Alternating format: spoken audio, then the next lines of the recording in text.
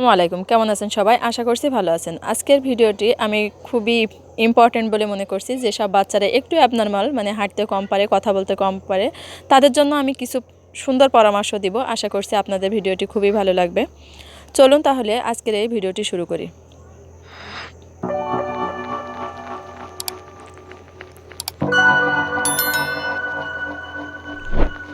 তো আজকে আমি কিছু আমার ফ্যামিলির কিছু ভিডিওর মাধ্যমে আমি কথাগুলো শেয়ার করছি। আজকে আমার বাসায় অনেক গেস্টের আয়োজন ছিল, তো তাদের খাবার দাবার দেওয়া হচ্ছে দুপুরে। আর এই যে এখানে মিষ্টি অনেক রান্না বান্না হয়েছিল, সেগুলো দেখাচ্ছি। আর ইনাদেরও দাওয়াত ছিল। এই ভাইয়াটা আসলে অনেক ভালো একটা মানুষ। ওনার মাজা থেকে পা পর্যন্ত কোনো মানে কি বলা যায়, কোনো সার নাই। উনি একেবারে অবশ অবস্থায় থাকে, কিন্তু অনেক টাকা আছে। এত টাকা থেকে দেখেন কোনো শান্তি নাই। তো যেসব বাচ্চারা একটু অ্যাবনর্মাল মতো, মানে হাঁটতে কম পারে, সেটা কিন্তু আমি আজকে বলতে চাই যে কিছু বিষয় যেগুলো টেক কেয়ার করলে বা খেয়াল করলে আপনাদের বাচ্চা, সেসব বাচ্চাগুলো অনায়াসে কিন্তু ভালো হওয়ার সম্ভাবনা থাকে। আমি আমার বাচ্চা দিয়ে প্রমাণ। যে অনেকে আছে যে হচ্ছে বাচ্চা হাঁটতে কম পারে, আবার হচ্ছে বাচ্চারা কথা বলতে কম পারে, অনেক ডক্টর দেখিয়েছেন কিন্তু কোনো কাজ হচ্ছে না। যেমন আমি আমার বাচ্চার ক্ষেত্রে দেখেছি, ও কিন্তু যখন 26 মাস বয়স তখনও কিন্তু হাঁটতে পারতো না। তো যখন ডক্টর দেখিয়েছি, ডক্টর অনেক ঔষধ টোষধ দিয়েছে।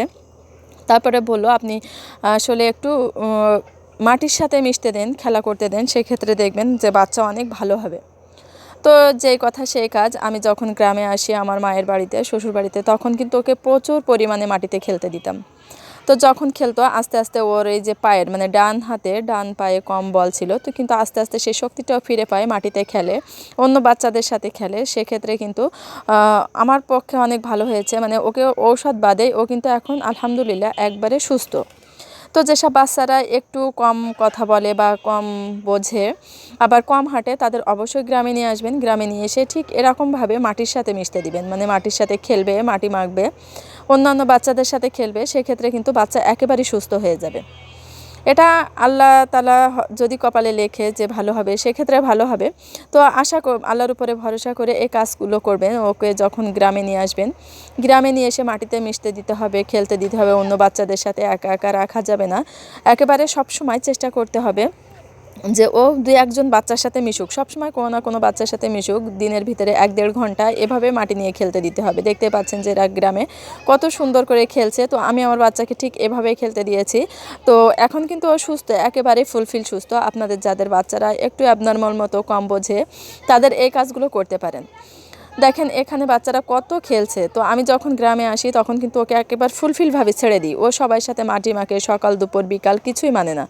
তো খেলে কি যদি আমার একটু উপকার হয়, সেক্ষেত্রে তো ভালোই। তো প্রত্যেকটা বাচ্চা, আমরা যারা শহরে থাকি, যদি গ্রামে আসে, অবশ্যই বাচ্চাকে একেবারেই ছেড়ে দিতে হবে। আর মাটির সাথে মিশতে দিতে হবে। কাদা, মাটি, পানি, যেখানে যেটুকু পারে, যেটা ওর ভালো লাগে, সেগুলো যেন ও খেলতে পারে। ঠিক এভাবেই কিন্তু আমার বাচ্চা সুস্থ হয়েছে। আপনারা কিন্তু এভাবে বাচ্চাকে সুস্থ করতে পারেন যদি নাকি চেষ্টা করেন। তো মনে হয় না যে বিফলে যাবে। ডক্টর যতটুকু বলে, তারা কিন্তু বলে যে আপনারা গ্রামে নিয়ে যান, বাচ্চাকে মাটিতে মেশান। তো বাচ্চা যত মিশবে মাটির সাথে, যত খেলবে, তত কিন্তু ও চালাক হবে, বেশি কথা বলবে সুন্দর, অন্য বাচ্চাদের সাথে খেলতে খেলতে কথা বলতে শিখবে, সেটা বুঝতে শিখবে। এই জন্য চেষ্টা করতে হয় বাচ্চাকে অবশ্যই গ্রামে নিয়ে আসতে। তো আমার বাচ্চা কিন্তু সকাল থেকে বিকাল পর্যন্ত খেলতেই থাকে যখন গ্রামে আসি, কিন্তু আমার কোনো বাধা ধরা নিয়ম নাই। আপনারা গ্রামে অবশ্যই নিয়ে আসবেন, গ্রামের পরিবেশটাকে বোঝাবেন, গ্রামের সাথে মেশাবেন। সেক্ষেত্রে বাচ্চা অনেক ভালো হবে, অনেক অনেক সুস্থ হবে। তো একটা সুস্থ বাচ্চার জন্য কিন্তু মাটি খুবই ইম্পর্টেন্ট। মাটি, ধুলা, যেটাই মাখুক, কোনো সমস্যা নাই, সবসময় মাখতে দিতে হবে।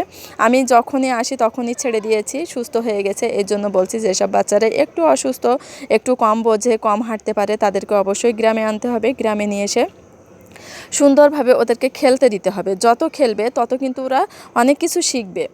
আর যখন গ্রামের বাচ্চাদের সাথে মেশে অনেক বেশি বেশি খেলে, তখন ওদের বুদ্ধিটাই একটু বাড়ে।